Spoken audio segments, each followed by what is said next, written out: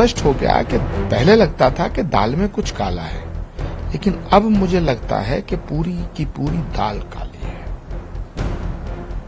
किसी को बचाने की कोशिश हो रही है, कुछ बहुत बड़ा है जिसको छुपाने की कोशिश हो रही है। बेटियों का भी बंटवारा हो गया। ये बंगाल की बेटी है, ये आसाम की बेटी है, ये उत्तर प्रदेश की बेटी है, ये महाराष्ट्र की बेटी है। अरे भाई, ये बंगाल की और उत्तर प्रदेश की बेटियों में बेटियों को मत बांटो। ये भारत की बेटी का बलात्कार। थोड़ी बहुत शर्म करो। दीदी, आप भी बेटी हैं किसी की, आप भी बहन हैं, हम भी आपको दीदी बोलते हैं। जिसके साथ ये घोर अत्याचार हुआ है, वो भी किसी की बेटी थी, वो भी किसी की दीदी थी, आप भी दीदी हैं। अपनी अंतरात्मा से सवाल करो, जागृत करो अपने आप को। बिल्कुल केस ले लिया गया है, ना उनकी पुलिस वहां पर जाएगी ना कोई जाएगी। देखिए, वेस्ट बंगाल की जो सरकार है, ममता दीदी की जो सरकार है, उस सरकार के रवैये ने और फैसलों ने और उस सरकार के तमाम जो कर्ता धर्ता हैं, उनके जो बयान आए हैं, उन कारनामों से ऐसा लगता है कि दाल में काला है।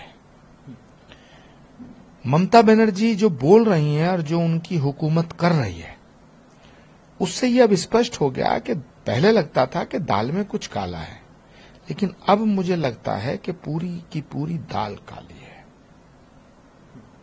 किसी को बचाने की कोशिश हो रही है, कुछ बहुत बड़ा है जिसको छुपाने की कोशिश हो रही है।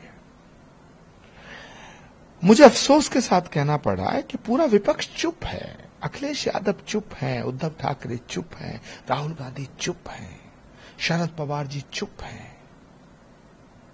सबके होंठ सिल गए हैं। मुझे लगता है कि विपक्ष ने बलात्कार को भी जाति और धर्म के नजरिए से देखना शुरू कर दिया है।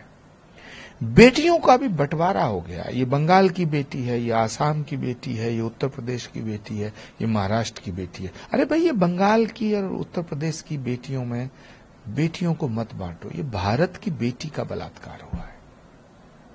थोड़ी बहुत शर्म करो, बोलो। दीदी को बोलना चाहिए। अखिलेश यादव को जाकर के बंगाल में दीदी से पूछना चाहिए। राहुल गांधी को जाना चाहिए, राहुल गांधी को पूछना चाहिए। राहुल गांधी से मैं कहना चाहता हूं, दीदी से पूछो कि ये बेटी के साथ क्या हुआ है। मैं राहुल जी से कहना चाहता हूं, डरो मत, दीदी से मत डरो, भारत की बेटी का साथ दो। बलात्कार को हिंदू मुस्लिम और समाजवादी और टीएमसी और बीजेपी और कांग्रेस में मत बांटो। ये भारत की बेटी के अस्तित्व और अस्मिता का सवाल है। सियासत छोटी है, सच बड़ा है। समझो इस दर्द को। दीदी, आप भी बेटी हैं किसी की, आप भी बहन हैं, हम भी आपको दीदी बोल रहे हैं। जिसके साथ ये घोर अत्याचार हुआ है, वो भी किसी की बेटी थी, वो भी किसी की दीदी थी, आप भी दीदी हैं। अपनी अंतरात्मा से सवाल करो, जागृत करो अपने आप को।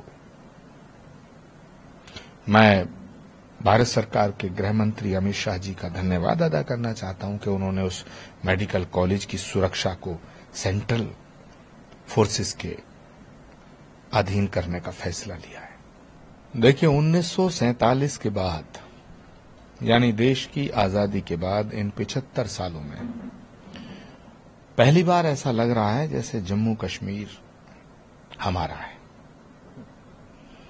कश्मीर भारत का हिस्सा है, अभिन्न अंग है, ये सब कहते थे।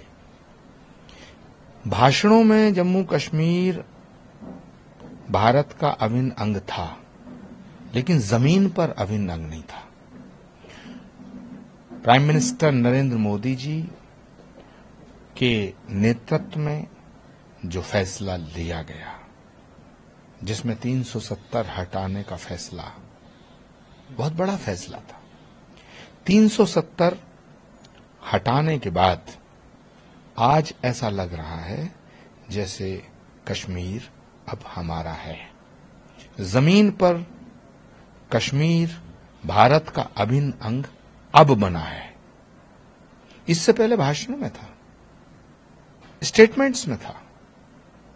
तो कश्मीर को भारत का अभिन्न अंग बनाने के बाद ये पहला चुनाव हो रहा है और आप इसके रिजल्ट देखना।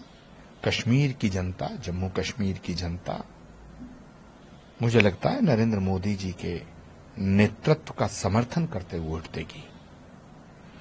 जम्मू कश्मीर के जो परिणाम आएंगे वो चौंकाने वाले परिणाम आएंगे। जो देशभक्त होगा, जो भारत की एकता को वोट देगा, वो बीजेपी का समर्थन करेगा। हर एक देशभक्त जम्मू कश्मीर को जो भारत का अभिन्न अंग मानेगा, वो बीजेपी का समर्थन करेगा, नरेंद्र मोदी का समर्थन करेगा। तो तीसरा सवाल है कर्नाटका से है। मूडा स्कैम को लेकर जो है गवर्नर ने ग्रांट कर दिया है जो प्रोसिक्यूशन है ऐसे सिद्धारमैया के खिलाफ, मगर कांग्रेस का कहना है कि ये एक तरह से बदला लिया जा रहा है, क्योंकि कांग्रेस एक ऐसी पार्टी है कि अपने 60-62 साल के भ्रष्टाचार को छुपाना चाहती है। देश की सत्ता के सिंहासन पर बैठ करके जो देश को लूटा है, उसकी एक एक पाई का हिसाब देना पड़ेगा आपको, एक एक पाई का। बड़ी विडंबना है, एक बड़ा विचित्र मामला है कि इनके भ्रष्टाचार पे जैसे ही हमला होता कहते हैं ये लोकतंत्र खतरे में। अरे भाई, भ्रष्टाचार देश को लूटा है ना, अब हिसाब देने का समय आ गया। जब हिसाब मांगते हैं और ईडी सीबीआई कहता भाई इधर आओ जरा बात बताओ, कहते हैं साहब ये लोकतंत्र पर प्रहार है। भ्रष्टाचार के खिलाफ कोई फैसला लोकतंत्र के खिलाफ कैसे है?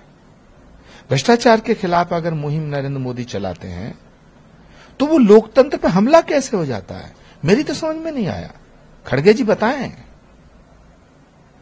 अब कल को अगर कोई खड़गे जी के बेटे की हिसाब मांगेगा कि ये कहां से चल के यात्रा कहां आई, तो ये कहेंगे साहब ये दलितों पे हमला है, ये पीड़ित शोषितों पे हमला है। अरे लूट करी है भाई आपने, रिकॉर्ड तो देना पड़ेगा ना, हिसाब देना पड़ेगा। ये पैसा तुम्हारा थोड़ी है, ये पैसा देश का है। देश की संपदा को 60 साल लूटा है। अब ईडी सीबीआई अगर पूछती है भाई ये पैसा इतना आया कहां से, क्या करोगे इसका, तो कहते हैं साहब ये लोकतंत्र पर हमला है। मुझे लगता है विपक्ष बहुत ज्यादा इस लूट को ज्यादा देर तक अब छुपा नहीं पाएगा। और देखना बहुत जल्दी वो समय आने वाला है कि ये विपक्षी पार्टियां सब एक दूसरे का सिर फोड़ेंगे कि तू ज्यादा बड़ा बेईमान, तू ज्यादा बड़ा बेईमान, तू ज्यादा बड़ा। कांग्रेस कहेगी समाजवादी बहुत बड़ी बेईमान, अखिलेश जी कहेंगे कांग्रेस बहुत बड़ी बेईमान है, केजरीवाल जी कहेंगे कांग्रेस, वो तो कहते ही हैं कि ये सब चोर हैं, इकट्ठे हैं, वो तो उनके कई स्टेटमेंट है। तो अब विपक्ष फैसला करे कि कौन सबसे बड़ा बेईमान है। लेकिन मैं कहना चाहता हूं कि भ्रष्टाचार के खिलाफ इस लड़ाई को लोकतंत्र पर हमला मत कहो, लोकतंत्र की मर्यादा का ख्याल रखो। हे भारत के विपक्ष के मूर्धन्य नेताओं, मैं आपसे हाथ जोड़ के निवेदन करना चाहता हूं कि जितना माल छुपा रखा है वो देश को समर्पित कर दो, फिर लोकतंत्र मजबूत होगा।